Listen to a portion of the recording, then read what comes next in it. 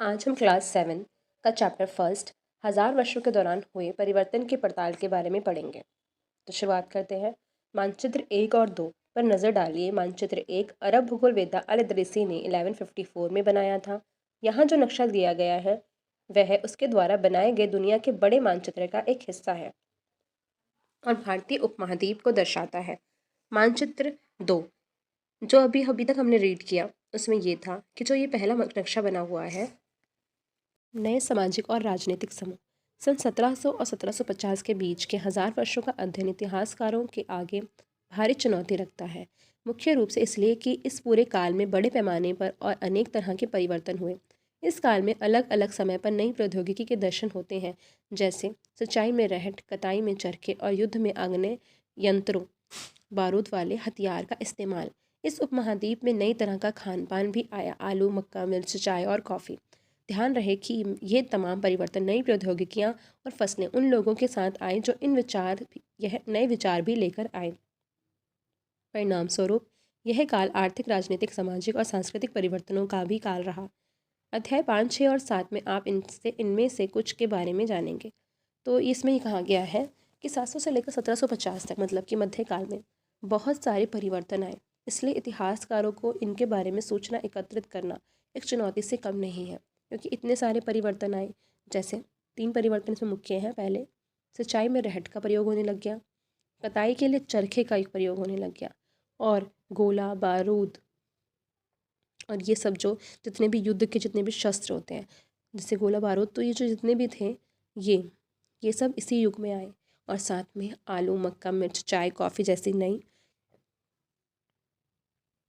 जैसे नए आलू, मक्का, मिर्च, चाय, कॉफ़ी ये भी इसी इसी मध्य युग में आया। 700 से लेकर 1750 के बीच में इतने सारे परिवर्तन हुए। और ये कौन लेकर आए? ये वो लोग लेकर आए जो एक देश से दूसरे देश यात्रा करा करते थे, जाया करते थे। इस युग में लोगों की गतिशीलता, एक स्थान से दूसरे स्थान पर आना जाना भी बहुत बढ़ गया था। पहले के टाइम पे इतने लोग एक जगह से दूसरी जगह नहीं जाया करते थे, लेकिन अब जब से 700 से लेकर 1750 शुरू हुआ, 700 से लेकर 1750 के बीच में मध्य युग में लोगों का आना जाना भी एक जगह से दूसरी जगह शुरू हो गया।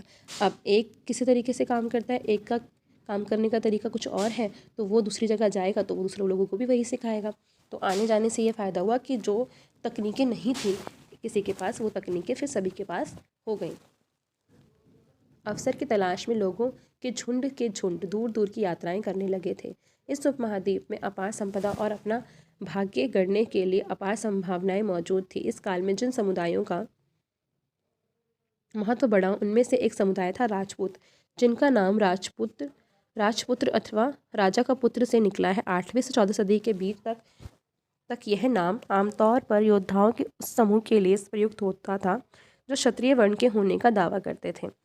तो इसमें यह बताया गया कि उस समय मध्य युग में कौन सा जो समुदाय था सबसे ऊपर उठकर आया, तो वो था राजपूत का, और जिसे राजा का पुत्र भी कहा जाता है। 8वीं से 14वीं सदी के बीच में, मतलब कि 700 तो से हम कहते हैं मध्यकाल शुरू हुआ था, तो 8वीं से 14वीं सदी के बीच यह नाम आमतौर पर योद्धाओं के उस समूह के लिए प्रयुक्त होता था जो क्षत्रिय वर्ण के हुआ करते थे। मतलब कि जो राजपूत हुआ करते थे वो क्षत्रिय वर्ण के हुआ करते थे। राजपूत शब्द के अंतर्गत केवल राजा और सामंत वर्ग ही नहीं, बल्कि वे सेनापति और सैनिक भी आते थे जो पूरे उपमहाद्वीप में अलग अलग शासकों की सेनाओं में सेवारत हैं। कवि और चारण राजपूतों की आचरण संहिता, प्रबल पराक्रम और स्वामी भक्ति का गुणगान करते थे। और जो ये चारण और कवि थे, ये राजपूतों की शक्ति, उनकी स्वामी भक्ति मतलब राजाओं के प्रति उनकी ईमानदारी का गुणगान करते थे। इस युग में राजनीतिक दृष्टि से महत्व हासिल करने के अवसरों का लाभ मराठा, सिख, जाट, अहोम, कांस्यत, मुख्यतः लिपिकों और मुंशियों का कार्य करने वाली जाति आदि समूह ने भी उठाया। और इन अवसरों का लाभ इन सभी ने उठाया, और इनके बदले बहुत सारे इनाम दिए जाते थे। इनको राजपूतों की तारीफ़ करने के बदले बहुत सारे इनाम भी दिए जाते थे। इस पूरे काल के दौरान क्रमशः जंगलों की कटाई हो रही थी और खेती का इलाका बढ़ता जा रहा था। कुछ क्षेत्र में यह परिवर्तन अन्य क्षेत्रों की अपेक्षा अधिक तेज़ी से और पूरे तौर पर हुआ। पर्यावास में परिवर्तन के कारण कई वनवासियों को मजबूर होकर अपना स्थान छोड़ना पड़ा। कुछ और वनवासी ज़मीन की जुताई करने लगे और कृषक बन गए। तो इस युग में एक तो बहुत परिवर्तन आए, मतलब चाय, आलू, मक्का और सिंचाई में रहट और कटाई में चरखे का उपयोग होने लग गया था और गोला बारूद का यूज़ होने लग गया था, और इसी युग में लोग कृषक बनना भी प्रारंभ हो गए थे।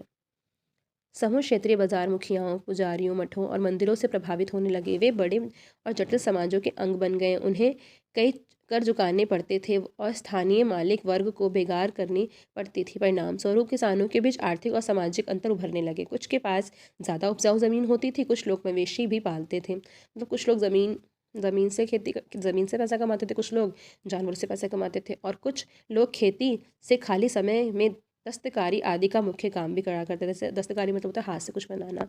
जैसे जैसे समाज में अंतर बढ़ने लगे, लोग जातियों और उपजातियों के में बांटे बांटे जाने लगे, और उनकी पृष्ठभूमि और व्यवसाय के आधार पर उन्हें समाज में ऊंचा या नीचा दर्जा दिया जाने लगा। ये दर्जे स्थायी नहीं थे। किसी जाति विशेष के सदस्यों के हाथों में कितनी सत्ता, प्रभाव और संसाधनों का नियंत्रण है, इसके आधार पर उसके दर्जे बदलते रहे थे।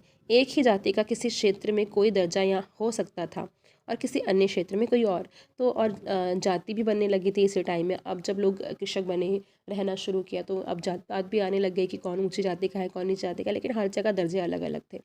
अपने सदस्यों के व्यवहार का नियंत्रण करने के लिए जातियां स्वयं अपने अपने नियम बनाती थीं। इन नियमों का पालन जाति के बड़े बुजुर्ग ही एक सभा करवाती थी, जिससे कुछ इलाकों में जाति पंचायत कहा जाता था। लेकिन जातियों को अपने निवास के गांवों में रिवाजों का पालन भी करना पड़ता था। इसके अलावा कई गांवों में मुखियाओं का शासन होता था। मिलाकर वे किसी राज्य की एक छोटी इकाई भर होते थे। तो जब जाति बनने लगी तो जाति पंचायत भी बनने लग गई। अब लोगों को जाति के भी कानून मानने पड़ते थे, और कई जगह गांव के मुखिया हुआ करते थे, तो उनके भी रिवाज मानने पड़ते थे, और जो फैसला लेते थे वो बड़े बुजुर्ग लिया करते थे पहले के समय में। क्षेत्र और साम्राज्य, चोल, तुगलक और मुगल। चैप्टर 2, चैप्टर 3 और चैप्टर 4 में हम इसके बारे में डिटेल में पढ़ेंगे। चोल जो वंश है, तुगलक जो है, और मुगल जो वंश है, इन तीनों वंशों के बारे में हम चैप्टर इनके अलग अलग हैं, तो डिटेल में तब पढ़ेंगे। जैसे बड़े बड़े राज्यों के अंतर्गत कई सारे क्षेत्र आ जाते थे। दिल्ली के सुल्तान गयासुद्दीन बलबन 1266 से लेकर 1287 के मतलब तक इन्होंने राज किया था, की प्रशंसा में एक संस्कृत प्रशस्ति में उसे एक विशाल साम्राज्य का शासक बताया गया है, जो पूर्व में बंगाल गोंड से लेकर पश्चिम में अफगानिस्तान के गजनी गज्जन तक फैला हुआ था, और जिसमें संपूर्ण दक्षिण भारत द्रविड़ भी आ जाता था।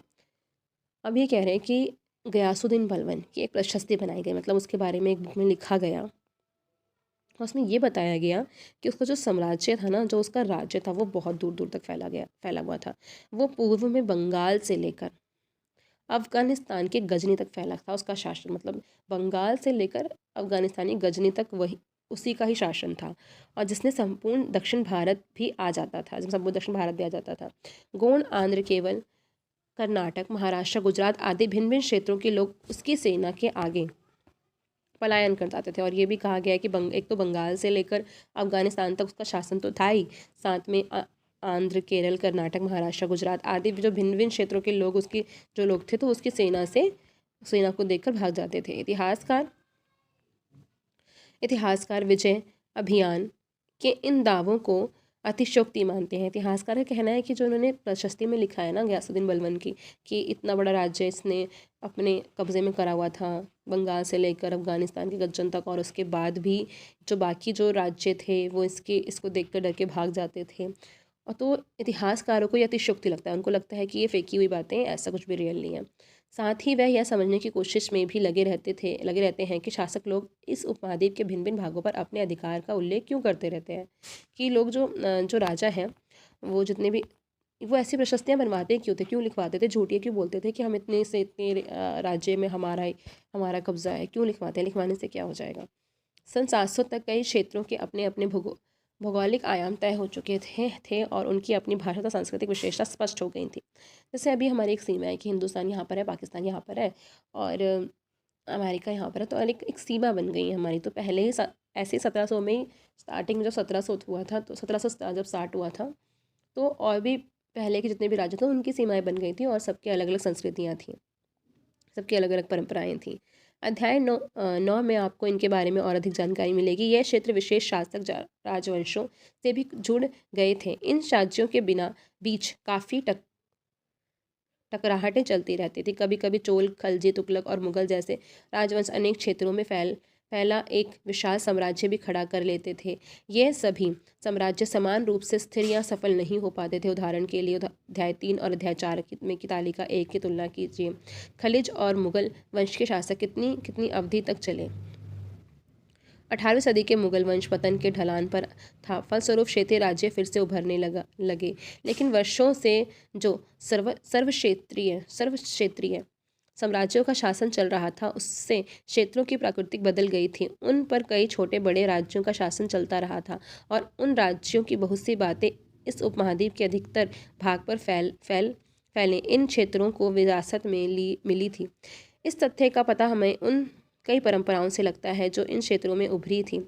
इन परंपराओं में कुछ एक दूसरी से भिन्न और कुछ एक समान है। ऐसी परंपराएं हमें प्रशासन, अर्थव्यवस्था के प्रबंध, उच्च संस्कृति तथा भाषा के स्तंभ मिलती हैं। सन 700 से लेकर 1750 के बीच के हजारों वर्ष में इन विभिन्न क्षेत्रों में प्रकृति एक दूसरे से टकरा अलग अलग नहीं पनपी थी। हालांकि उनके चरित्र की अपनी विशेषताएं बनी रही थी, मगर समन्वय की सर्वक्षेत्रीय ताकतों का प्रभाव भी उन पर पड़ रहा था। अब ये क्या कहा गया है कि जब छोटे छोटे राज्य बन गए, एक भूमि सीमा निर्धारित हो गई कि ये भूमि खलजी की है या ये भूमि तुगलक वंश की है, तो फिर क्या हुआ, लोगों ने अब आपस में युद्ध करना भी स्टार्ट कर दिया। टकराव होने लगे कि तुगलक को लगा कि खलजी का एरिया भी मैं ऑक्यूपाई कर लूँ, खलजी का एरिया भी मैं ही अपने कब्जे में मिला लूँ। तो अब लोगों का राजाओं का लालच बढ़ा और उन्होंने दूसरे राजाओं की ज़मीनें हथियाने की कोशिश करी।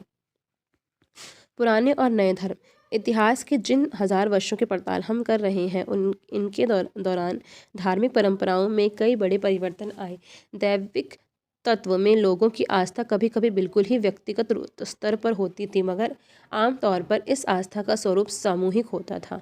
किसी दैविक तत्व में सामूहिक आस्था यानी धर्म प्राय स्थानीय समुदायों के सामाजिक और आर्थिक संगठन से संबंधित होती थी। जैसे जैसे इन समुदायों का सामाजिक संसार बदलता गया, वैसे ही इनकी आस्थाओं में भी परिवर्तन आता गया। अब ये क्या बताया गया कि पुराने और नए धर्म। लोग इतिहासकार ने जिन हजार वर्षों का पड़ताल हम कर रहे हैं, इनके दौरान धार्मिक परंपराओं में कई बड़े परिवर्तन आए थे। दैविक तत्व में लोगों की आस्था कभी कभी बिल्कुल ही व्यक्तिगत स्तर पर हो जाती थी, मगर आमतौर पर यह आस्था का सामूहिक रूप होता था। तो क्या कहा गया, ये कहा गया है कि पहले के जो समय था, उस समय भी धार्मिक स्थिति हुआ करती थी। उस समय भी धार्मिक लोग मतलब पूजा पाठ करते थे। तो कई बार वो बहुत व्यक्तिगत हो जाते थे कि हमारे ही भगवान है, हमारे भगवान है, लेकिन जो पूजा होती थी वो सामूहिक रूप से ही होती थी, सब लोग मिलकर ही करते थे। जैसे जैसे इन समुदायों का सामाजिक संसार बदलते गए, वैसे वैसे इनकी आस्थाओं में भी परिवर्तन आता गया। अब जैसे जैसे इनका टाइम बीतता गया, तो इनके पूजा करने का तरीका भी बदलता गया। आज हम जैसे हिंदू धर्म कहते हैं, उसमें भी इसी युग के महत्वपूर्ण बदलाव आए हैं। इन परिवर्तनों में से कुछ ने नए देवी देवताओं की पूजा, राजाओं द्वारा मंदिरों का निर्माण और समाज में पुरोहितों के रूप में ब्राह्मणों का बढ़ता महत्व तथा बढ़ती सत्ता आदि। संस्कृत ग्रंथों के ज्ञान के कारण समाज में ब्राह्मणों का बड़ा आदर होता था। इनके संरक्षक थे। नए नए शासक जो स्वयं प्रतिष्ठा की चाह में थे, इन रक्षकों का समर्थन होने के कारण समाज में इनका दबदबा और भी बढ़ जाता था। अब क्या हुआ, अब ब्राह्मणों को संस्कृत ग्रंथों का ज्ञान था, तो अब लोगों ने पूजा पाठ करनी शुरू की। तो अब ब्राह्मणों को संस्कृत ग्रंथों का ज्ञान था और संस्कृत ग्रंथों के द्वारा पूजा की जाती थी। तो अब ब्राह्मणों की सत्ता बढ़ गई, ब्राह्मणों का दबदबा बढ़ गया। लोग ब्राह्मण को सबसे अच्छा मानने लग गए। तो राजा भी अब क्या करते थे, इन्हीं की हेल्प से अपना दबदबा कायम रखते थे। इस युग में एक महत्वपूर्ण परिवर्तन भक्ति की अवधारणा के रूप में आया। इसमें ईश्वर की कल्पना एक ऐसे प्रेमल इष्ट देवी देवता के रूप में की गई थी जिस तक पुजारियों के विशद कर्म कांड के बिना ही भक्त स्वयं पहुंच सके। इस विषय में और साथ ही दूसरी परंपराओं के बारे में आपको अध्याय 8 में जानकारी मिलेगी।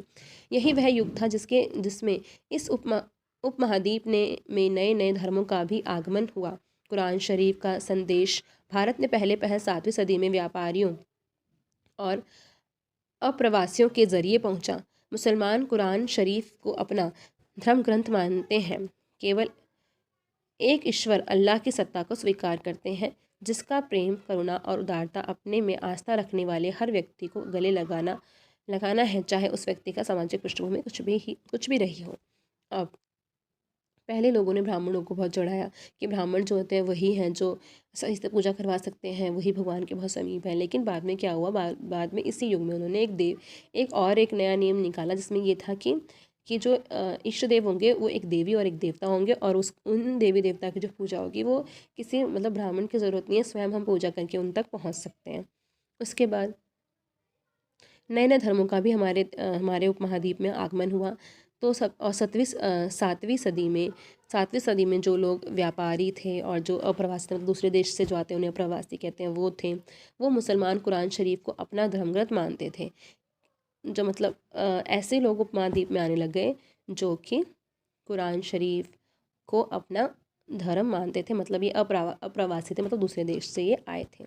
मुसलमान कुरान शरीफ को अपना धर्म ग्रंथ मानते थे। केवल वो एक मुसलमान जो थे वो अपने मतलब जो अप्रवासी 7वीं सदी में दूसरे देश से आए थे वो मुसलमान थे, और वो कुरान शरीफ को अपना धर्म ग्रंथ मानते थे, और एक ही एक ही एक ही सत्ता स्वीकार करते थे, वो थी अल्लाह की। कई शासक इस्लाम और इसके विविध धर्मशास्त्रियों और न्याय शास्त्रियों अथवा उलेमा को संरक्षण देते थे। हिंदू धर्म की ही भांति इस्लाम के अनुयायी भी अपने धर्म की अलग अलग तरह की व्याख्या करते थे। मुसलमानों में कुछ शिया थे तो कुछ पैगंबर साहब के दामाद अली को मुसलमान का विधि सम्मत नेता मानते थे, और कुछ सुन्नी थे जो खलीफाओं को प्रभुत्व को स्वीकार करते थे। तो जैसे हमारे यहाँ पंडित होते हैं, बड़े बड़े भगवान तो एक ही है, ऐसे ही मुस्लिम के भगवान तो एक ही थे, उनके भी भगवान एक ही थे, अल्लाह। लेकिन जैसे बड़े बड़े नेताओं को जैसे हम बड़े बड़े पंडितों को मानते हैं, तो वो भी कुछ बड़े बड़े लोगों को मानते थे। तो उसमें से कुछ थे जिसमें से कुछ जाति मुसलमानों की एक जाति है शिया। तो शिया पैगंबर साहब के दामाद अली को मुसलमानों का विधि सम्मत मतलब उनको नेता मानती हैं। पैगंबर साहब के दामाद अली को मानते हैं शिया जाति के लोग नेता, और कुछ सुन्नी जाति के लोग थे जो कि खलीफाओं को नेता मानते हैं। इस्लाम के आरंभिक दौर में इस धर्म का नेतृत्व करने वाले खलीफा कहलाते हैं, और आगे भी इनकी परंपरा चलती रही। इस्लामी न्याय सिद्धांत की विभिन्न परंपराओं में भी कई महत्वपूर्ण अंतर रहे हैं। ऐसे ही धर्म सिद्धांतों तथा रहस्यवादी विचारों को लेकर विभिन्नताएं देखने को मिली हैं। समय और इतिहास के कालखंडों पर विचार। इतिहासकार समय को केवल घड़ी या कैलेंडर की तरह नहीं देखते, यानी कि केवल घंटों, दिन या वर्षों के बीतने के रूप में ही नहीं देखते। उनका नज़रिया यह है कि समय सामाजिक और आर्थिक संगठन में आने वाले परिवर्तन को झलकाता है। यह दिखाता है कि विचारों और विश्वासों में कितना स्थायित्व रहा है और कितना परिवर्तन आया है। यदि अतीत को समान विशेषता रखने वाले कुछ बड़े बड़े हिस्सों, युगों या कालों में बांट दिया जाए तो समय का अध्ययन कुछ आसान हो जाता है। अब ये कह रहे हैं कि जो इतिहास है तो वो कैलेंडर और घड़ी को टाइम नहीं मानता। वो ये नहीं कहता कि 1 साल निकल गया, 2 साल निकल गया। वो ये देखता है कि अगर कोई परिवर्तन हुआ है, किस युग में कौन सा परिवर्तन हुआ है, वो ये देखता है। 19वीं सदी के मध्य में अंग्रेजी इतिहासकारों ने भारत के इतिहास को 3 युगों में बांटा था, हिंदू, मुस्लिम और ब्रिटिश। तो जो 19वीं सदी में, हमारी 19वीं सदी आई तो अंग्रेज़ आ गए हमारे भारत में। तो अंग्रेज़ों ने भारत को 3 हिस्सों में, 3 युगों में बांटा था, एक हिंदू, मुस्लिम और दूसरा है ब्रिटिश। यह विभाजन इस विचार पर आधारित था कि शासकों का धर्म ही एकमात्र महत्वपूर्ण ऐतिहासिक परिवर्तन होता है, और अर्थव्यवस्था, समाज और संस्कृति में और कोई भी महत्वपूर्ण बदलाव नहीं आता। तो अंग्रेज़ों का ये मानना था कि जिस जाति का शासक है ना, तो उसी जाति के सब होंगे। तो इसलिए उसने कहा कि पहले हिंदू थे, फिर मुस्लिम थे, और अब ब्रिटिशर्स आए हैं। इस दृष्टिकोण में इस उपमहाद्वीप की अपार विविधता की भी उपेक्षा हो जाती है। मतलब ये कहते हैं कि जब उसने ये बोला कि हिंदू, मुसलमान और ब्रिटिश, पहले हिंदू का राज हुआ, फिर मुसलमानों का, और फिर ब्रिटिशर्स का, तो इसमें जो इतने सारे लोग हैं, जो हमारे देश में इतनी सारी विविधता है, जो अलग अलग धर्म के हैं, जाति के लोग हैं, तो ये कहीं कहीं गलत लगता है। ये बात गलत लगती है कि सभी हिंदू बन गए, या सभी मुस्लिम बन गए, या सभी ब्रिटिशर्स बन गए। नहीं, हमारे देश में तो सब अलग अलग जाति के, अलग धर्म के लोग हैं। तो वो राजा के चेंज होने से थोड़ी ना सब चेंज हो जाएंगे। इस काल विभाजन को तो इसलिए उपेक्षा लगती है उसकी, मतलब गलत लगता है ये। इस काल विभाजन को आज बहुत कम इतिहासकार ही स्वीकार करते हैं। अधिकतर इतिहासकार आर्थिक तथा सामाजिक कारकों के आधार पर ही अतीत के विभिन्न कालखंडों की विशेषताएं तय करते हैं। पिछले साल आपने तो इतिहास पढ़े थे, उसमें प्राचीन समाजों के कई प्रकारों का समावेश था, जैसे शिकारी, संग्राहक, प्रारंभिक दौर के कृषि कर्मी, शहरों और गांवों के निवासी और प्रारंभिक दौर के राज्य और साम्राज्य। इस साल आप जो इतिहास पढ़ेंगे उसे प्राय मध्यकालीन इतिहास कहा जाता है। इसमें आपने कृषक समाजों के विस्तार, क्षेत्रीय और साम्राज्यिक राज्यों के उदय, कभी कभी तो ग्रामवासियों वनवासियों की कीमत पर प्रधान धर्मों के रूप में हिंदू धर्म, इस्लाम धर्म के विकास और यूरोप के व्यापारिक कंपनियों के आगमन के बारे में भी और विस्तार से जानकारी मिलेगी। भारत के इतिहास के ये 1000 साल अनेक बदलावों की साक्षी रहे हैं। आखिर 16वीं और 18वीं शताब्दी 8वीं और 11वीं शताब्दी से काफ़ी भिन्न थी, इसलिए इस सारे काल को एक ऐतिहासिक इकाई के रूप में देखना समस्याओं से खाली नहीं है। फिर मध्यकाल की तुलना प्राय आधुनिक काल से की जाती है। आधुनिकता के साथ भौतिक उन्नति की बौद्धिक प्रगति का भाव जुड़ा हुआ है। इससे आशय यह निकलता है कि मध्यकाल रूढ़िवादी था और उस दौरान कोई परिवर्तन हुआ ही नहीं, लेकिन हम जानते हैं कि ऐसा नहीं था। इन 1000 वर्षों के दौरान इस उपमहाद्वीप में समाजों में प्राय परिवर्तन आते रहे हैं और कई क्षेत्रों की अर्थव्यवस्था तो इतनी समृद्ध हो गई थी कि उसने यूरोप की व्यापारिक कंपनियों को भी आकर्षित करना आरंभ कर दिया। इस पुस्तक को पढ़ते समय आप परिवर्तन के चिन्हों तथा यहाँ सक्रिय ऐतिहासिक प्रक्रियाओं पर ध्यान देते चलें और जब भी संभव हो इस पुस्तक में आप जो पढ़ रहे हैं उसकी तुलना आप पिछले वर्ष पढ़ी हुई बातों से करने की कोशिश करें। जहाँ भी संभव हो यह देखिए कि कहाँ बदलाव हुए हैं और कहाँ नहीं, और आज अपने आसपास की दुनिया पर नज़र डालकर भी यह देखें कि और भी क्या कुछ बदला है या वैसा ही रहा है। तो इतनी इस पूरे पैराग्राफ में सिर्फ ये बताया गया था कि इस युग में बहुत सारे परिवर्तन हुए हैं। शहर बने, नए गाँव बने, वनवासी हुए, ग्रामवासी हुए, इतना समृद्ध हो गया इस समय ये भला उपमहाद्वीप या हिस्सा उपमहाद्वीप का कि जो यूरोप की कंपनियां थीं वो सब इससे आकर्षित होने लगी और इधर ही आने लगी। इतना ज़्यादा समृद्ध हो गया था यह देश। बस इसी बारे में इसमें बताया गया है।